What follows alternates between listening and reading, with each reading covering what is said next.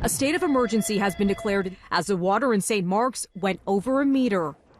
The Brazilian rainforest is burning, and environmentalists say humans are likely to blame. Anxiety, fears, and water levels are all peaking today in Gatineau, Quebec. There are signs the wildfires in northern Alberta are linked to climate change. Those are just a few of the headlines we've seen over the past 12 months. Day after day, we have seen weather emergencies, including right here on Canadian soil. And 2019 definitely brought climate change to the forefront. We are in the beginning of a mass extinction, and all you can talk about is money and fairy tales of eternal economic growth.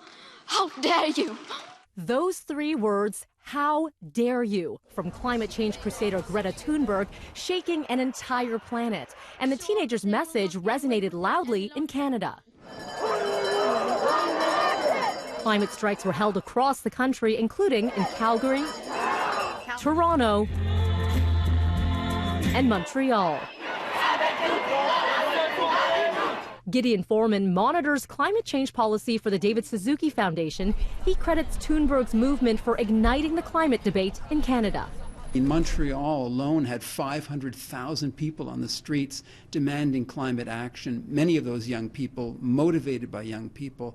The Prime Minister met with Greta. I mean, what we're seeing is unprecedented, and it's very hopeful. Those massive demonstrations happened right in the middle of the federal election, making climate change a major issue at the ballot box. We will continue to fight climate change. Foreman is quick to credit the Trudeau Liberals for setting targets for reducing greenhouse gas emissions, but he says further steps need to be taken in 2020.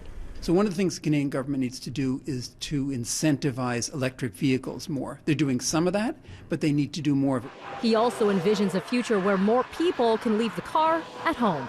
During the election, the government did commit to putting more money into public transit. That's a good thing.